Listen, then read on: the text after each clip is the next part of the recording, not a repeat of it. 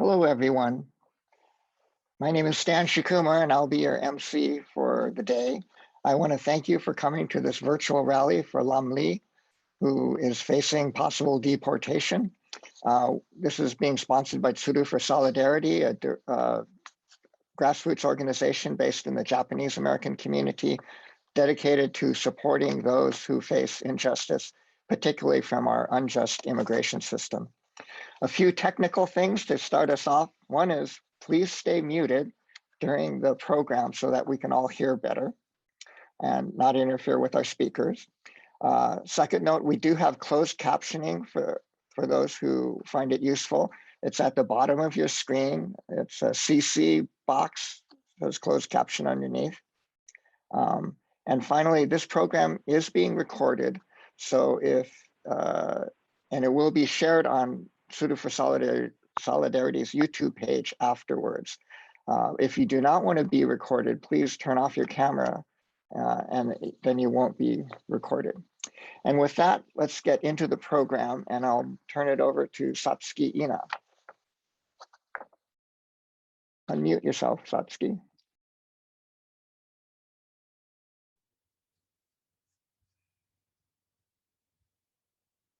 Okay, thank you. Thank you everyone for being here today. I'm Satsuki Ina. I'm one of the co-founders of Tsuru for Solidarity and have spent the last year, even through COVID, getting to know Lam and his story, and actually met him through Jun Hamamoto, who was teaching art class in San Quentin when Lam was still inside.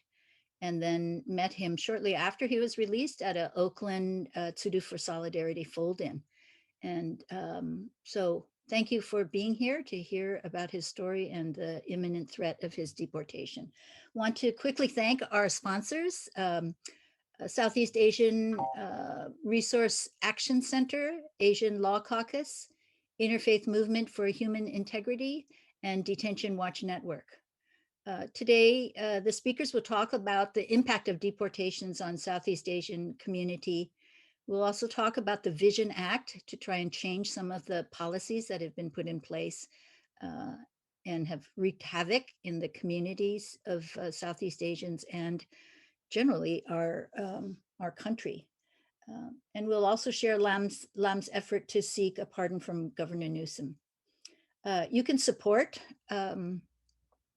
Lam's effort and the Southeast Asian community by signing the petition for direct pardon for Lam.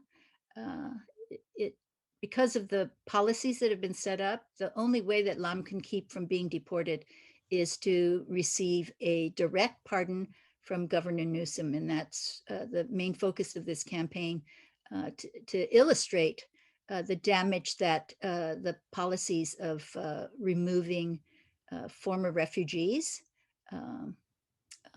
and deporting them quietly back to Vietnam. We'll talk more details about that. You can go to the chat to see the link to the petition. And then you can also help by tweeting Governor Newsom. We'll give you a sample tweet in the chat. And learn more about the Vision Act and how to contact Governor Newsom to support the legislation. That link will also be in the chat. And we will have somebody speaking about that Vision Act policy. All right, so thank you, Stan. Okay, thank you, Satsuki. So next on the program, we have a video message from Mandy Deek of the Southeast Asia Resource Action Center, or CIRAC.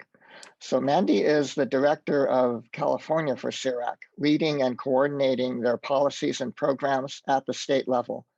CIRAC's advocacy efforts in California focus on amplifying the voices of the largest Southeast Asian American population in the United States, building engagement and coalitions, strengthening the capacity of stakeholders, and producing key legislation to promote social justice and equity among Southeast Asian communities. Mandy was born in Saigon, Vietnam, and raised in Los Angeles, California, and holds a Master of International Affairs with concentrations in public policy and international development from UC San Diego. Now we'll hear from Mandy. Good morning, everyone. Thank you so much for being in this space today and for your solidarity and for holding space to hear about Lam's journey and his need for a direct pardon. And thank you, Lam, for your courage and for entrusting us with your story. So just over 2 months ago, the United States violated a 2008 agreement between the US and Vietnam to protect refugees and immigrants from deportation if they arrived in this country before 1995. On March 15th, 2021, ICE deported 33 Vietnamese refugees and immigrants, several of whom fled the war, escaped persecution, spent years in refugee camps, and resettled into the United States. And these community members were sent back to a country they haven't known since they were young. And these community members have been separated from their families and from their community. So without a doubt, these were incidents of anti-Asian hate and anti-Asian violence.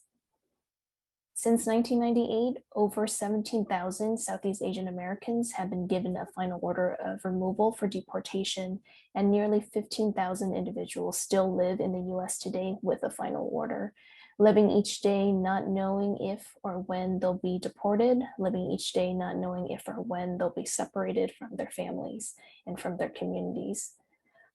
So this is an issue about equity and fairness and accountability.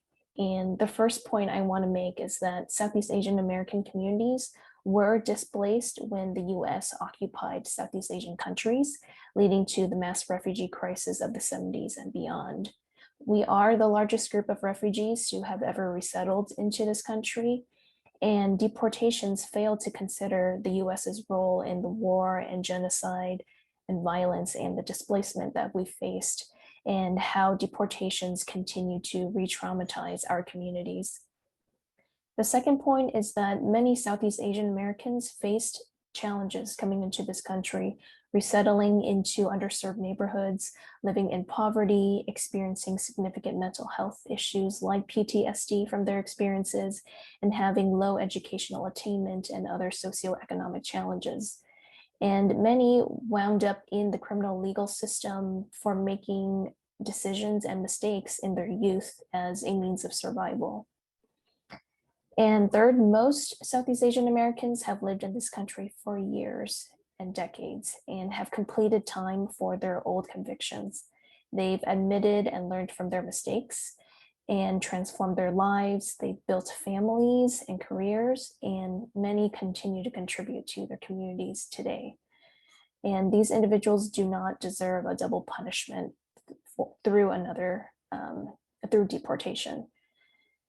And especially in the last few years, we've seen how our political leaders continue to scapegoat and demonize refugee and immigrant communities. And we have to demand that our leaders recognize the dignity and rights of all communities, including Southeast Asian Americans. And Congress can change unfair and outdated laws, but state leaders like Governor Newsom can grant pardons to directly remove the risk of deportation for community members like Lam. Nearly 80% of deportations for Southeast Asian Americans are based on old criminal convictions. So something like a pardon could allow individuals to reopen their deportation cases, to eliminate immigration consequences, and can restore their civic and civil rights and dignity. So here are some of the ways that you can help Lam, as well as other community members who are at risk of deportation. The first is that you can advocate directly with your policymakers. You can research your elected officials and send them emails, do research on your issue and topic and what you want to share and bring to the table, request meetings with your policymakers and their offices, and share your story, share your resources, your materials, and your ask and your request. And remember that these lawmakers are accountable to you because you are their constituent. In California, you can also support state bills that focus on anti-deportation and reforms in the criminal legal system, such as Assembly Bill 937, the VISION Act, which aims to end transfers of incarcerated folks from prison to ICE facilities.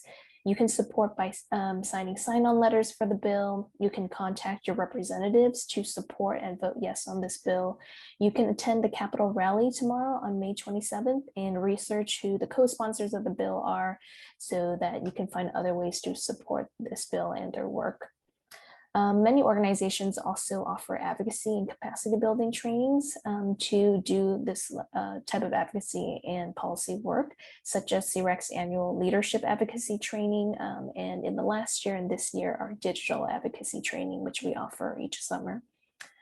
The second is you can also organize and support campaigns just like this one for LAM by convening supporters and stakeholders, creating messaging and communications tools, drafting sign-on letters to decision makers, and just making a lot of noise and building solidarity through rallies, social media, conferences, events, and etc.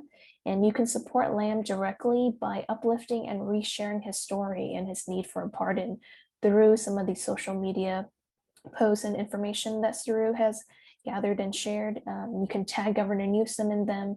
You can sign LAM's petition, and you can also join the rally for LAM's pardon on June 3rd and show our support in numbers. And other organizations who are also at the forefront of this work and have a lot of experience doing similar campaigns include Asian Prisoner Support Committee, the SEED Project, Advancing Justice, Asian Law Caucus, Release Minnesota 8, the Providence Youth Student Movement, PRISM, Viet Lead, Viet Rise, SEAC Village, and so many more. And third, you can also support community education, community outreach, and fundraising.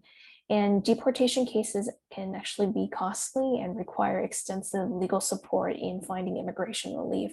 So you can support by helping to fundraise or donating to organizations like the ones I just mentioned, to help expand the organizing efforts, to help expand their reach to communities and supporters, and to help pay for fees and services throughout the legal process. So this is all to say that we can't let another community member be unjustly deported. For individuals like LAM, something can be done, and a pardon by Governor Newsom would restore some humanity for our communities and individuals like LAM, who has escaped war and violence, who has endured a difficult childhood and has already repented and served time for his mistakes. And we need to recognize that individuals impacted by inhumane social and immigration policies deserve the right to heal, deserve the right to rebuild their lives, to be with their family and community, and to have their dignity restored. And these people and individuals who are important parts of the community, who contribute back to the community every day, should not have to live their lives in fear, should not have to live each and every day wondering if or when they'll be separated from their family and their loved ones. Thank you so much. We want to thank Mandy and CRAC for all the excellent work they do in advocacy and support, and especially the support they've given to Lam Lee and all the others who are facing deportation. You know, families belong together has been one of our mottos, our hashtags with Sudo for Solidarity. And it doesn't just apply to little kids, it applies to brothers and sisters who are in prison, fathers, spouses. And you know, we need to have a more just and humane system in place. We're fortunate today to have someone who is also undergoing the same travail that Lam is. His name is Shanton Boon. He's a formerly incarcerated survivor of Cambodian genocide and in danger of ICE detention and deportation at this moment. He is a community activist now and a Yuri Kochiyama Fellow with the Asian Law Caucus. So now turn it over to Shanton. Thank you. Thank you for having me in this space and sharing some of this information. I want to share about the Vision Act. Like so many of our brothers and sisters, when we completely serve our time, the state punishes by giving us to the government for the ICE agents for deportation, and that's double punishment. So what Vision X wants to do is stop all CDCR and local jails from contacting ICE or even helping them with release dates or names of immigrants that are paroling, uh, because if you're detained, you lose a lot of your civil rights. But if you're let out to the street, because they could still come and get you on the street, but if you're out here in the free world with community, you retain a lot of your civil rights, where um, you could have an opportunity to fight your deportation order better. Um, right now there's a lot of big counties that do not work with ICE, like California. I mean, not California, Los Angeles, San Francisco, Contra Costa, Humboldt. They refuse to give ICE any information or even let them into the county jail. And there's nothing in CDCR or law that says CDCR have to cooperate with ICE and help them, literally help them hold us extra days after our parole date, just so they could arrange a pickup from the prisons. But they do it as a professional courtesy. So Vision Act would put into law and stop this practice of continue trauma, continue punishment to our community members. Um, like Lamb, if Vision Act was passed during his parole, he would never spend that, what, 6 months in an ICE detention center, where the Los Angeles sheriff stopped cooperating with him because they saw how horrific the detention center was. And that's coming from a big county jail in Los Angeles that's not so great at all. He saw that the detention center in Adelanto was so bad that he couldn't continue cooperating with them and sending people to detention center. And uh the Vision Act, we are on the assembly floor now. We went through all the appropriate without no carve outs. Tomorrow we'll be having a rally on the south step of Sacramento to present the support letters and organizational support to the assembly members on the floor. We're having former incarcerated people and people that are in danger of ICE detention, like Lamb and myself, speak. And we're having a lot of sign on by a few assembly members that want to speak in support of the Vision Act. So the Vision Act will also stop parole from informing ICE where we live at in transition. Like our brother Aladdin was released without an ICE detention, but parole informed ICE where he lived at in a transition, and now he's being deported to the Philippines. So Vision Act would help stop any interaction cooperation by law enforcement in California from giving information or any assistance with immigration issues. And a little bit about Lamb. I known him for like 5 or 6 years there. Um, he worked hard. Like a lot of people don't understand that, how hard it is to gain parole. You can't just walk in there and say, I want parole. I mean, it was even difficult for Lamb because the language barriers and the understanding of what things mean. And he struggled for many years. I seen him struggle and try to prove to the parole board and show him how he's changed. When I remember the day that he came back and he said, I got a date. I gave him a hug on the stairs, and he looked surprised himself that somehow, some blessing, he received a date. And Lamb is one of of people that we need to really support, because the system don't recognize immigration, especially in Lamb's part with parole, because the language barrier and the understanding the culture, they don't recognize that. Either you understand our ways and or not, and that's how we're going to choose your freedom. So Lam struggled a lot, and he fought, and he gained and earned his freedom. They didn't give it to him; he earned it. Thank you. Thank you, Shantan. Those are really moving words and a great tribute to Lum from someone who knows him well. In the chat, you can find more information on the Vision Act and the rally that will be happening tomorrow at Sacramento, and also the rally that we'll have to support Lum next week on Thursday, on June 3rd. Next on our program, we have Reverend Deborah Lee, a video from Reverend Deborah Lee. She is the executive director of the Interfaith Movement for Human Integrity. Reverend Lee built up the immigrant justice program of the organization, engaging dozens of congregations in Northern California to become sanctuary congregations and to respond to the wave of migrant youth and families and the detention and deportation crisis. Reverend Lee is the daughter of immigrants and part of the Chinese diaspora that has taken her family throughout Southeast Asia, Mexico, and now the United States. So she is working to end the prison to deportation pipeline, and we're glad that she is able to be here with us today. Take it away, Dr. Lee, Reverend Lee.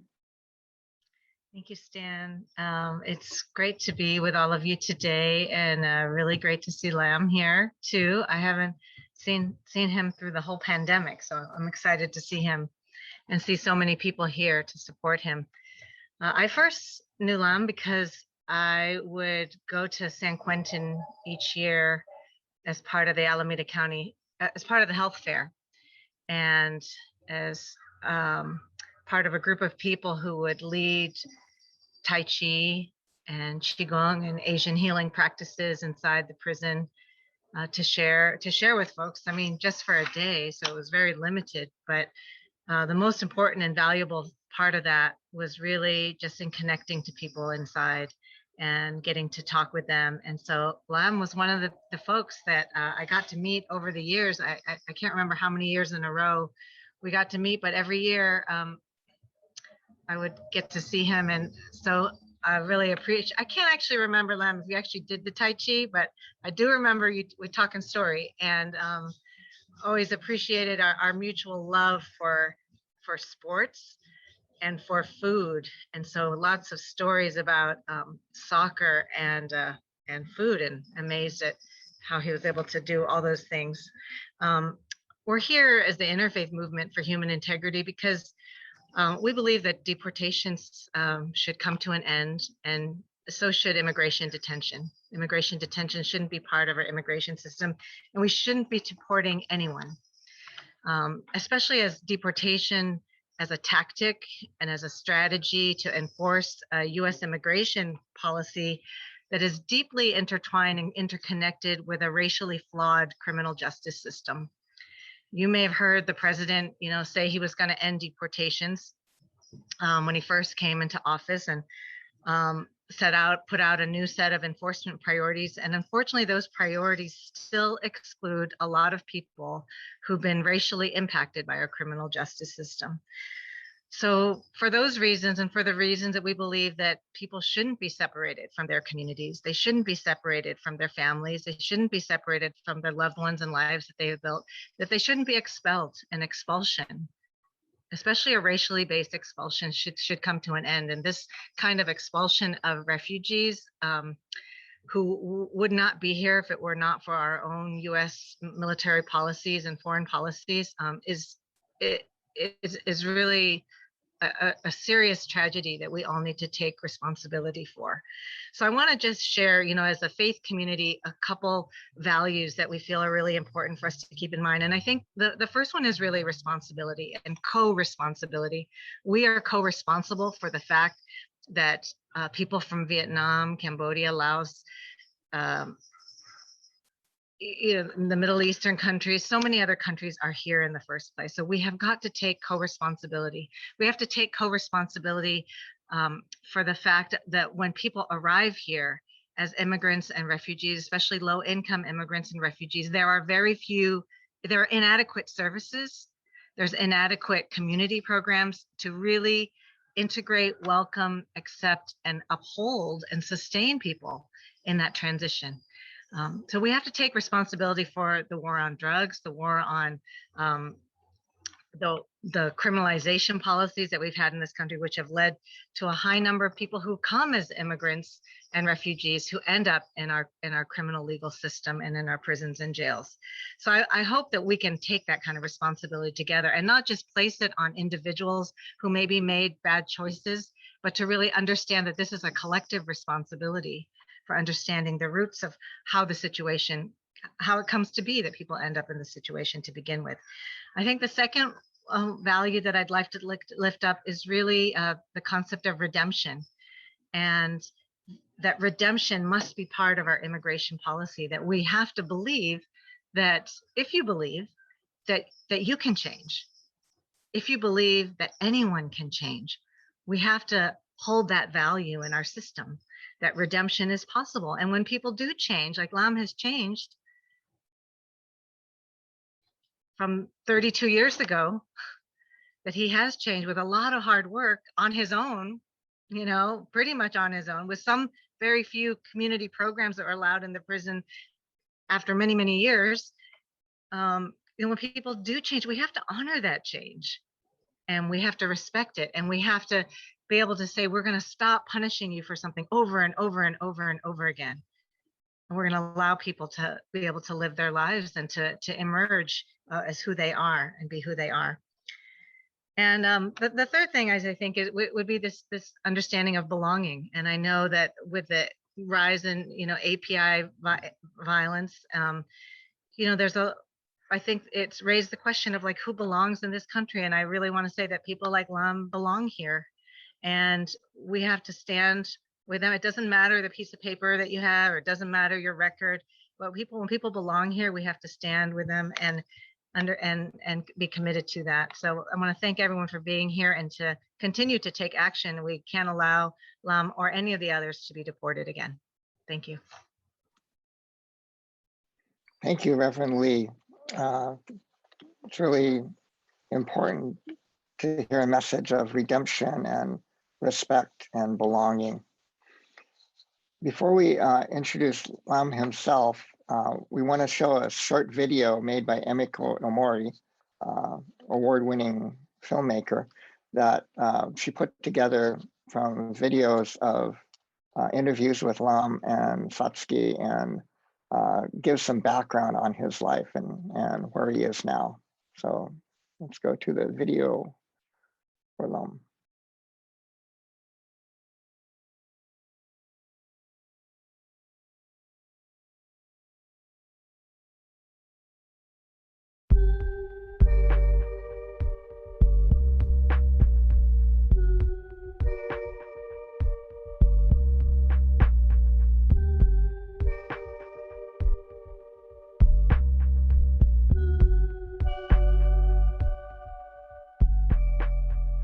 Born in Central Vietnam, Da Nang, 1967. When I born there, the Vietnam War still there until 1979. 75, the communist took over, and it's a chaos, and the environment, the society is get really conflict. My mother is she's sick, really bad, and I'm the one to take care of her. In the end, I have to go to take care of my younger brother. That time I was 12 years old, and my brother is 10 years old.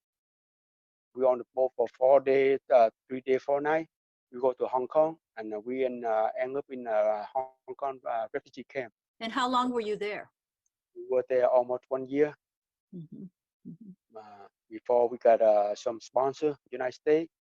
When I came to the United States, 1981.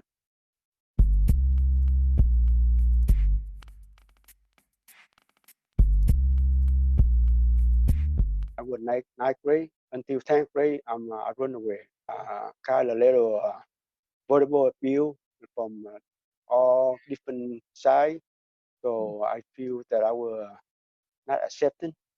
I see. I go out and hang around with those people like come from same like us, got no family, and start hanging around together, and that's how we become called a little gang.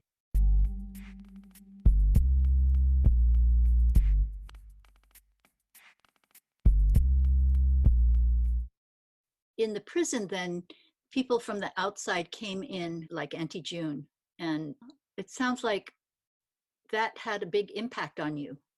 Really, that's a big impact. I think impact me, and I speak for myself, impact for myself, and I also think that it can impact a lot of people. When we were in corporation, I thought that nobody cares no more. Nobody cares me about it. I'm a criminal. I'm a convict. I will do in life until I die in prison. So who cares? But when I see people like that, compassion and give us hope. So when I look at it, I say these people is upper class, high education, and they take their time to come in prison to treat us. And I feel that the people they got a good heart, they got big heart, and I feel shame, and I also feel hope. I feel grateful. Make me realize that in this world, there got a lot of people like Auntie June, and that makes me motivated and make me try more harder and make me try to aware what I do think. I try to stop it and recognize it. And first, I have to change myself. Right. And when I change myself, it's not easy. Yeah. Because it takes me a long time to change. And actually, I take all the self-help that help me a lot.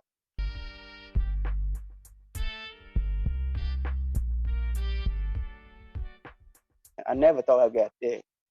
The way they ask me, I just be honest. I give them the true answer, how I feel, and what I was before and what I am now, and they listen what I say, and they believe in me, and they give me day, and I really overwhelmed and disbelief me because I thought that I never get out of prison. I thought I'm going to live there and die in prison. I thought it's God is look over for me and bless me. I will tell myself that if I make it out, I will make it right. I will help the community. I will go to talk with the young kids, how to stay from the gang, how to stay away from drugs and alcohol.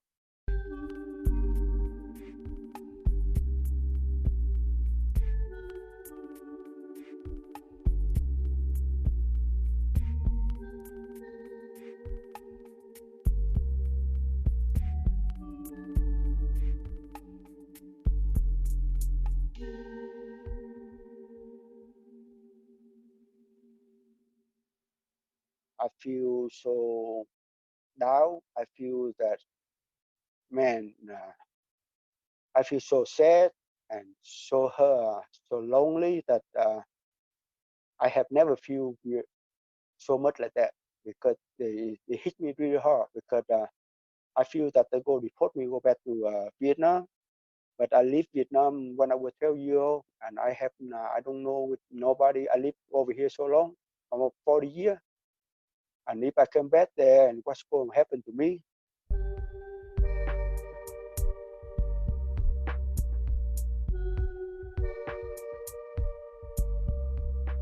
When we left the country, the Vietnam government always think that we are a traitor.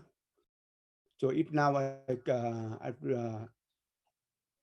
deport back, they always look at me the same way. You are a traitor.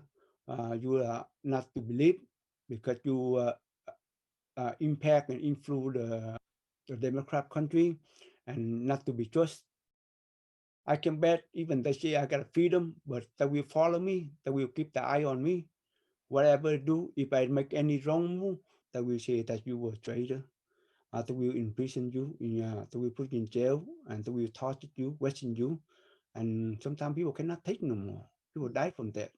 I know that, and I see that. And they came out to say that people always die with natural cause. If that's a lie.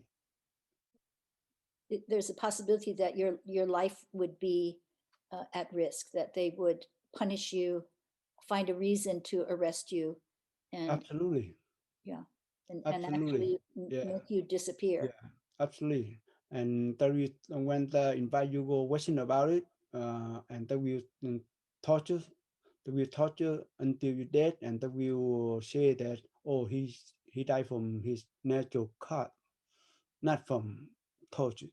And everyone knows that. You don't have the freedom to speak. People came left before 1975, they always considered as a traitor. So it's dangerous for you to go back, is what you're Yes, saying, it's too dangerous, that you and could lose your life. yet, and even I go back there, what I do? I know nobody now. Everything is changed now. If I get a job, I will work like what assembly job and low pay. Me, I'm just the dead of threat for them, and people don't want to be around with me because I- I'm it make you feel stressful, feel useless, and feel you don't just it make you more, you don't have that motivate no more, and you will think that what is life is, this life is this society is not fair. I would like to ask the government give me the rest pardon, so can so not to report me. That's the only way I can stay over here, to become a good citizen, to become a good citizen, to become useful to the society and to the community people, and that's what I wish for. That's what I want. That's what I hope for.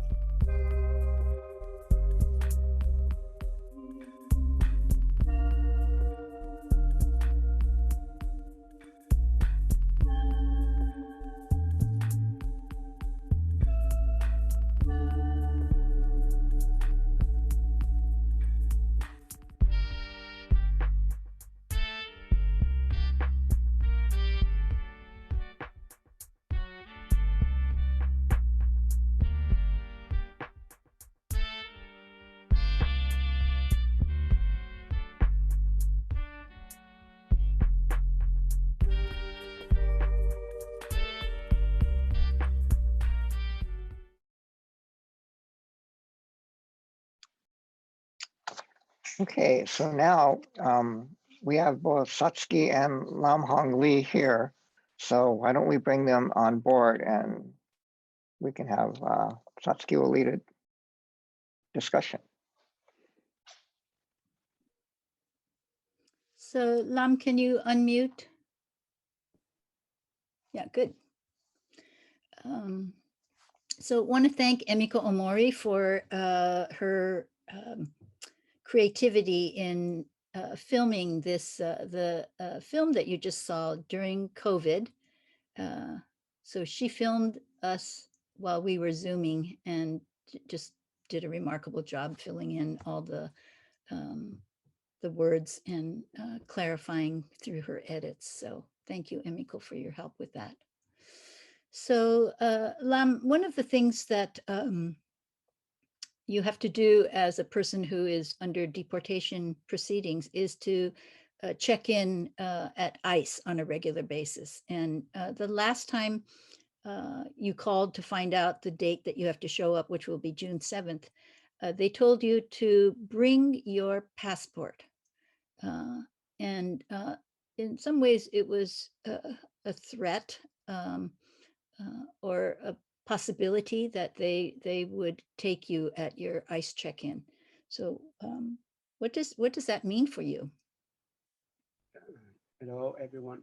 Yes, when I heard about that, I feel afraid. I feel worried. That's what the warning, that I am to be deported.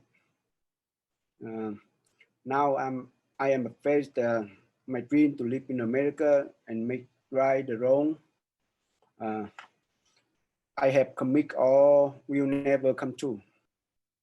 I came as a refugee seeking asylum when I was 12 years old. Now I'm 52 years old. I have lived in America as the American all my life. So it feel like I'm being punished again by being sent back to Vietnam, where I'm not to be not wanted. Okay. All right, thank you. Lam, I'm gonna change a little bit what we talked about. So you're at your workplace right now. Yes. Can you just share a little bit about your job that you have? I have now I'm working at Five Key. That helped me a lot. I work full time, and I work as a essential worker. Help the homeless. I pass out the meal and the kids wherever they need, and so wherever we have, we provide them, or even medical. Uh, so we pass out breakfast, lunch, and dinner, and you know, I feel really great. You know, like I look at myself now. I can do it to other people, and I find peace. I find that I was useful. I feel that I give back to the community in this pandemic, COVID-19. Uh, everybody afraid to get impact all this stuff. Everybody is stressful, worry, and I look at people and I feel the same way where I'm come from. And now I do something for the people. I feel that I've been blessed to grateful for serve people. Yeah, and you told me the other day that you administered CPR to someone who had blacked out or something. Yeah, sometimes people get overdose, blast out, and we do a PCR, try to save them life.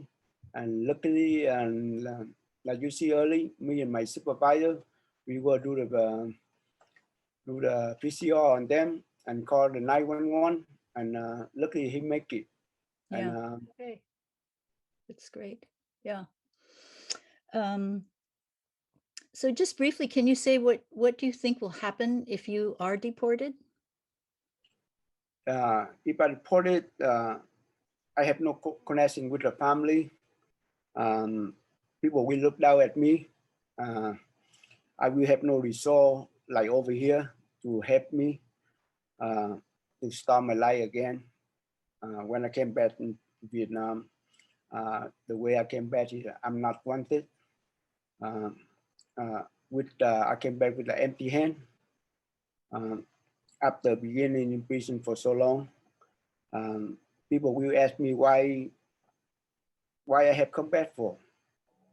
Because I have nothing to offer. That make me feel so stressful. And the way in Vietnam right now is a lot like unemployment. Very high people will not want to hire the people like me. Came back with the empty hand. The only thing I get that can hire me the cheap level, and that we look at me like I'm a traitor, and it makes me feel so frustrated, worried, and because I have spoken against the government before, like I have spoken in the Zoom on the interview, and they could call me in and question me, and they will torture me, integrate me, and that we do a lot of things, that verbal abuse, the physical abuse, and I know this happen a lot to people when you speak out against the government. That make me feel really scary. You don't know what you face to when I go back to Vietnam. Okay.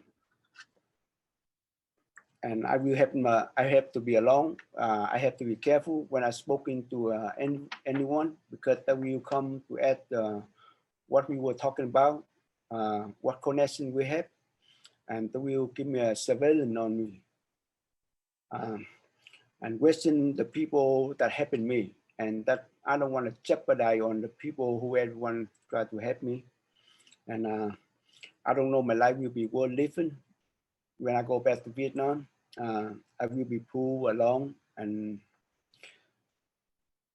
live in fear every day like that. Okay, thank you. So it's a frightening thought that because you have spoken out about the conditions there and your experience, that you would be viewed as a traitor and under constant surveillance and possibly brought in for questioning and torture and disappeared.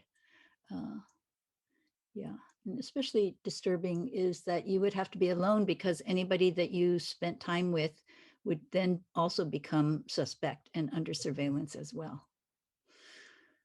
Okay, so there's a lot at stake, and you know, a direct pardon is a certain type of pardon that is possible under imminent threat of deportation. And so the request of Governor Newsom is a direct pardon so that he will be exempt from the deportation proceedings. So we need a lot of help, and we have been, Sudo for Solidarity has been working with other organizations to get Lam's papers in order, and Josh Kaizuka in Sacramento, the attorney, has helped us make sure we're following each step properly. But Lam's story represents the story of many people like Shantan Bun and other Southeast Asian individuals who face this constant threat that any day they could be picked up and deported, in spite of the agreement that was made in 2008 to not deport Southeast Asians, particularly Vietnamese, because the Vietnamese soldiers fought alongside the US, and then when the US pulled out, you know, they were brought over to the US as refugees to protect them from the government that they fought against. So it is a terrible bind to be in. So Lam, what can viewers do to help you? Right now, the only way they can help me is to avoid deportation, is to be pardoned by the governor Newsom, and because I could be deported next week when I check in on June 7, I need the rest pardoned by the governor to stop the ICE from detaining and deporting me at my next check-in on June 7. Help me by signing the Tsuru for Solidarity petition, asking the governor for my direct pardon. And I asked the people to write a letter same week to the governor Newsom about my situation. Write to the member of the Congress urging the President Biden to make the executive order to stop deportation of all Southeast Asian refugees. Okay, thank you. And thank you for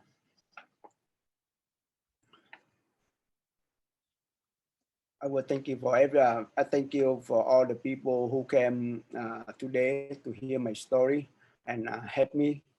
I thank you to Tsuru Solidarity and the team Lam, and for all the people that caring for me and helping me, and I will keep that in my heart. Thank you so much. Okay, thank you, Lam.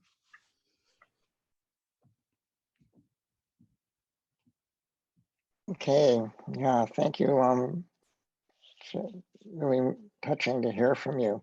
And again, there's a link in the chat to sign the petition. We still need more signatures, and time is of the essence. Now we'd like to invite another member of Team Lum, Dr. Carolee Tran, to join us. Dr. Tran is an assistant clinical professor at UC Davis in the Department of Psychiatry. She is the first Vietnamese woman to become a clinical psychologist in America. She has worked in the mental health field for over 30 years, specializing in the treatment of trauma. She received her PhD in clinical psychology from Boston University and interned at Harvard Med School.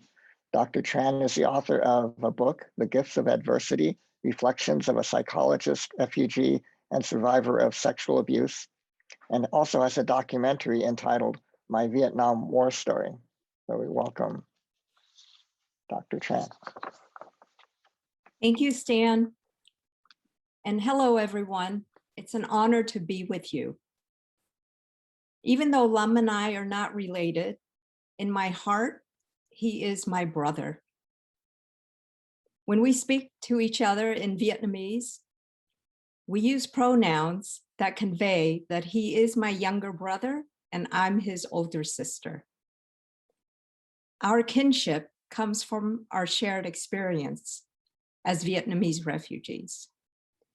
Lam and I both escaped by boat out of Vietnam, stayed in refugee camps, and had to learn a new language and culture as we adjusted to life in America.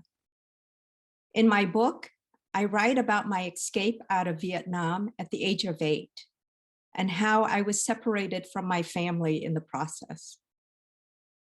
I will never forget the deep terror, feelings of hopelessness and helplessness I felt on that day. Fortunately, I was able to reunite with my mother hours later. But Lam did not have the benefit of escaping with an adult family member. At the age of 12, he and his younger brother left Vietnam as unaccompanied minors. Lam has also suffered other traumas, which include being physically abused by his father, witnessing the horrors of war, experiencing starvation and neglect in the refugee camp, and being abused by his sponsor in the US.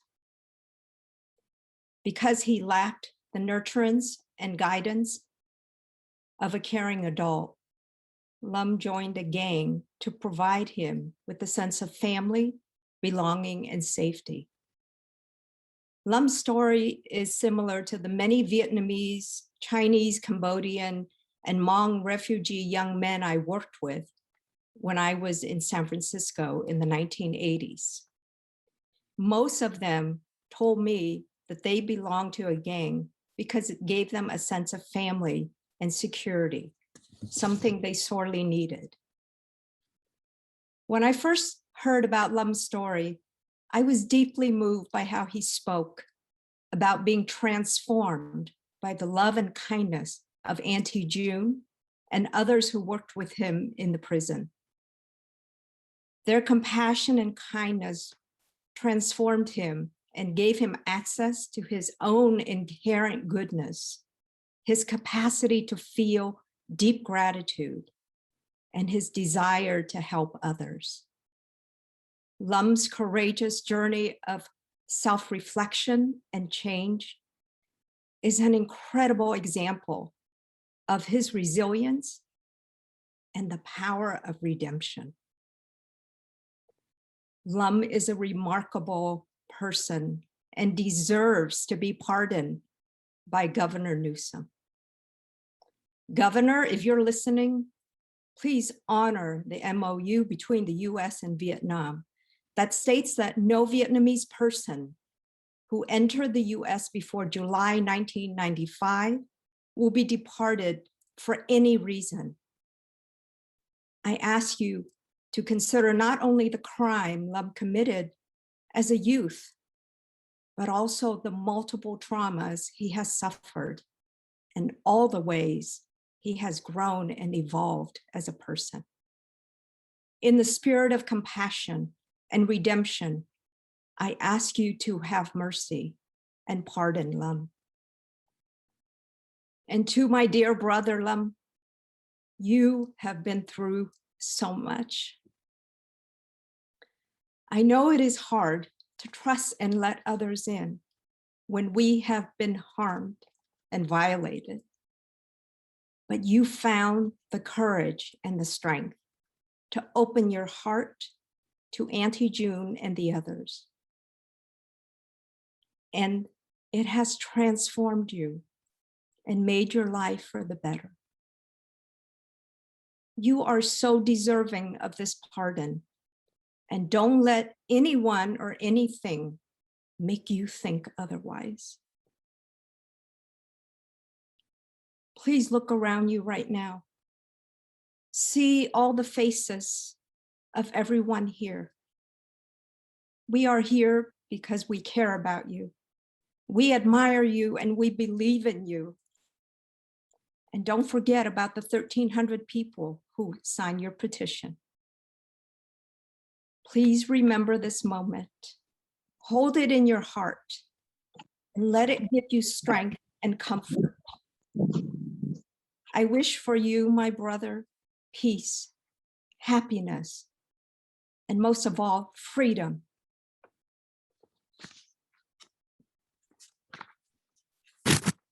And to all of us here, let us illuminate and spread our humanity and compassion by mobilizing our networks of friends, family, colleagues, and acquaintances to sign Lum's petition and to have them come to the in-person rally.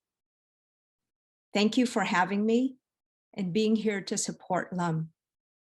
And a big thank you to Suru for Solidarity for organizing this event.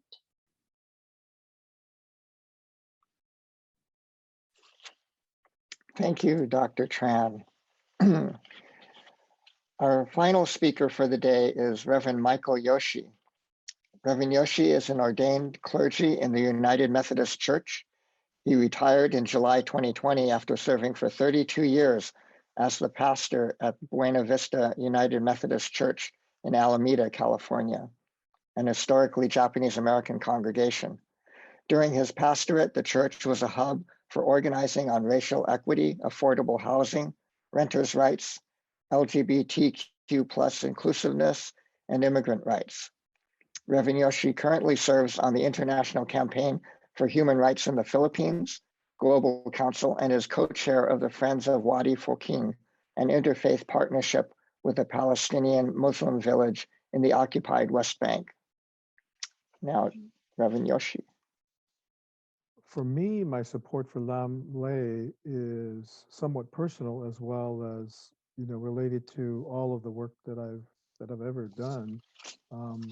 I did work with Vietnamese refugees and other Southeast Asian refugees way back in the 70s, probably around the time he was preparing to come, maybe a little before he came. And so getting to know many people's stories and their arrival to the US helped me understand the context in which they were coming. And for me at that particular time, someone who was involved in the anti-war movement and understanding kind of the tremendous amount of violence that people were enduring in Vietnam for both citizens who were being killed as well as for even those in the military and the Saigon military and the North Vietnamese as well.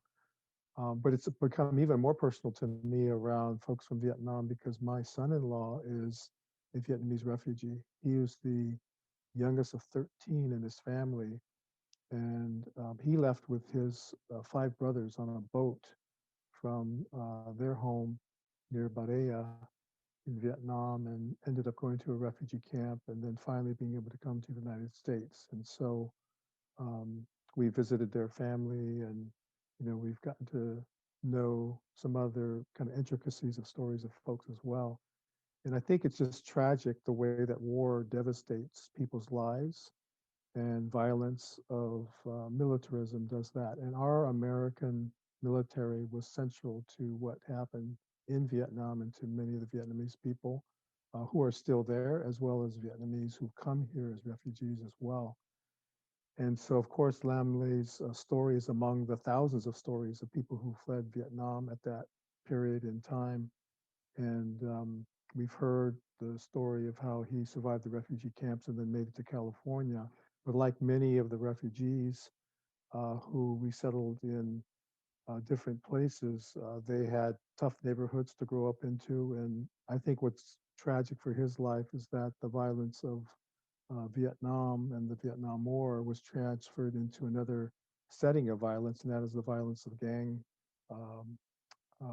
warfare. And he was caught up in that and ended up killing someone in the process, a young person. But what I also kind of feel the redemptive tone in his story is the fact that he spent 32 years in prison for his crime, and in prison he found the opportunities to restore dignity to his life and to find a place of healing from his childhood trauma of all the violence that took place from where he came from. And I was also very much intrigued by the fact that he came to faith as a Christian as part of that story, and that he really developed this determination to transform his life personally and to make amends for what he had done in the past in terms of taking the life of another person, but also becoming a new person to contribute to the community that he's living in and to contribute to life around him.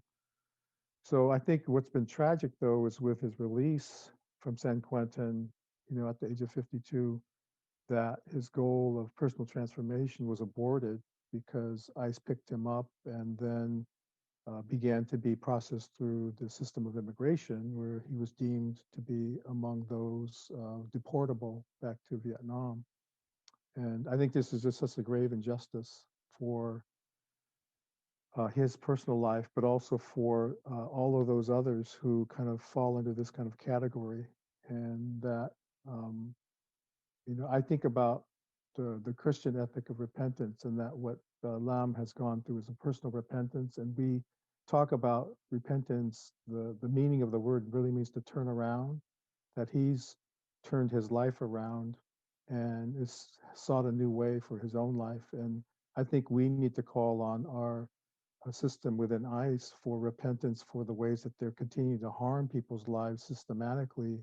And we need new policies on how we're treating people, particularly in the bigger picture, but in this case specifically for Lam Lay, that we need to turn around and offer him life that he deserves because he's done his time and he has made a personal conviction to change his life.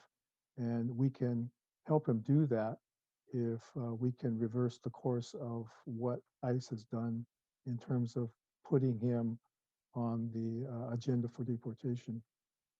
So I really support the efforts that Suda for Solidarity is making to campaign for his efforts with the pardon from Governor Gavin Newsom, and that to galvanize the community, to raise voices and to speak out for Lam Lay, but also for others who are in this particular vulnerable situation as well. And because Suda for Solidarity comes from a place of representing Japanese American community stories and history, we also invoke our ancestors who have been subjected to mass incarceration because of politics and because of the politics of war and because of racism. And we know those things are at play as well with Lam's situation in terms of how disproportionately Asians are being dealt with in the immigration system. So for me, the message is to Governor Newsom, do what's right, give Lam a pardon, look at all those other situations as well, and let's look for new policies in which we can turn ourselves around in the right course that values life and gives life to new life to people.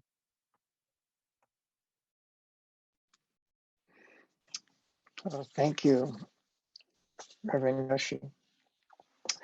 So we are running a few minutes over time, so I want to let you know that we will be posting the recording on our website, Suda for Solidarity website, and also our YouTube page, and you can tell others about it if they missed it and want to see it. But we would like to give a chance for a few questions. So if there are questions from the audience, you can put them in the chat or raise your hand, and hopefully our tech support will be able to spot you.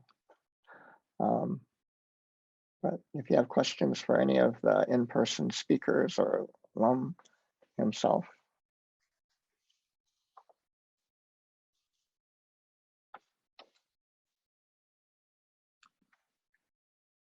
So I see a question from Franklin Odo. Are there Vietnam vets on board? That would send a message. Anyone know about that?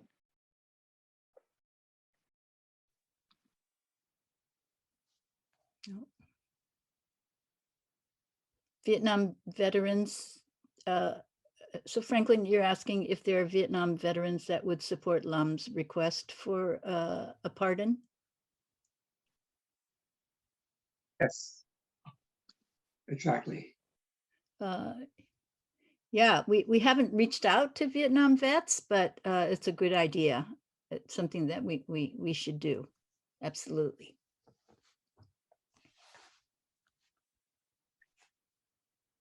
Yeah. So Mike, who's also on the Leadership Council for Tsuda for Solidarity, says, yes, we'll reach out to Vietnam Vets for Peace.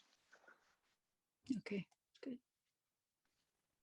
Any other questions for our panelists?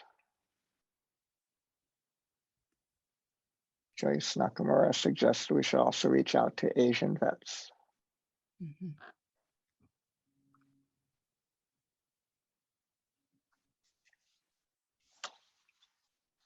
While we're waiting for other questions, I want to just tell a quick story. Lam was released from ICE in December and found housing and transitional housing, and then the pandemic hit. So first he thought he was going to be released after 32 years in prison, and then got picked up by ICE and then had to do time in detention. And then the pandemic kept him shut in as well. And then someone in the transitional housing got exposed to the virus. And so Lam and others had to be moved from that housing to another housing. And it was like temporary quarantine housing in a motel. So he called to let me know that he had been moved. So I was feeling very badly for him and said, you know, I'm sorry you have to suffer yet another disruption to your life and another move. And this is what he said to me. He said, I'm the happiest man. And I said, you're the happiest man? And he said, yes, one room, one man, a window that opens. And it brought tears to my eyes, the way in which he was so appreciative and grateful for the things that most of us just take for granted. And that's how he does his everyday life. He's a bodhisattva to me.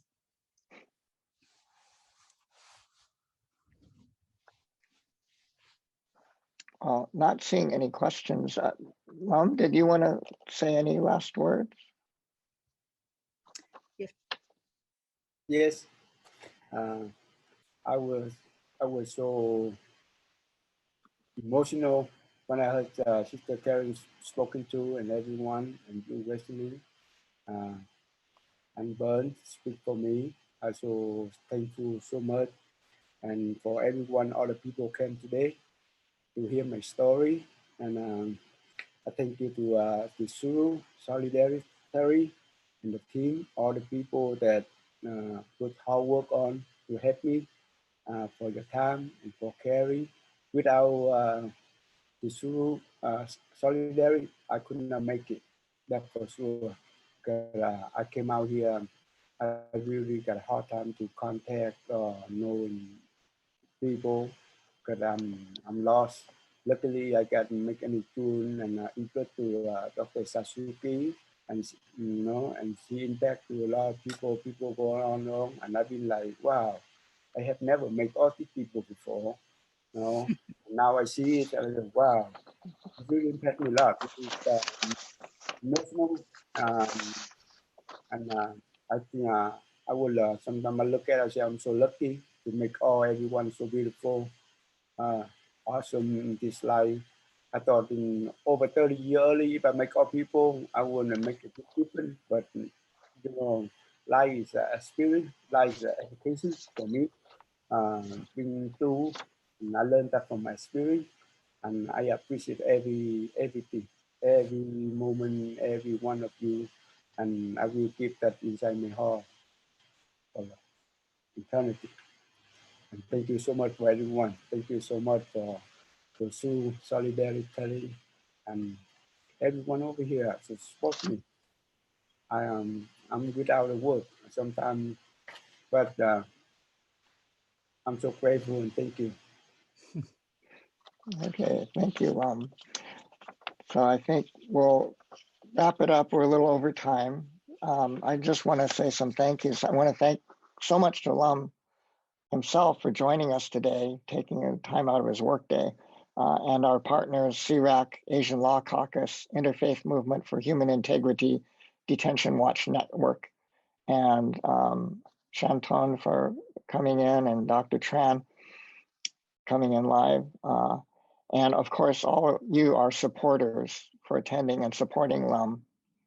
Just a reminder, different ways you can support is by signing the petition for a direct pardon for Lam Lee. The link is in the chat. Tweeting directly to Governor Newsom. And again, a sample tweet will be in the chat, but basically saying that you support a direct pardon for Lam Lee. Learning more about the Vision Act and how to contact Governor Newsom and your representatives to support the legislation. Again, there will be a link in the chat, and there will be an in-person rally at the state capitol in Sacramento tomorrow at 10:30 a.m. on the south side of the Capitol building. It will be a socially distanced rally, so masks required, and followed by a letter delivery by a small delegation of directly impacted community members to California leaders to support the Vision Act. And we will be gathering, Team LUM will be gathering at the west steps of the California State Capitol next week, Thursday, June 3rd, 11 a.m. Registration is not required, but if you're able to help out, we'll put a volunteer sign up form in the chat. And with that, I want to thank everyone for coming today, supporting LUM. It's so important, not just for him, but for all those incarcerated who are waiting for some hope and for some justice. And with that, I think we'll close for the day. Thank you again. Domo arigato gozaimasu.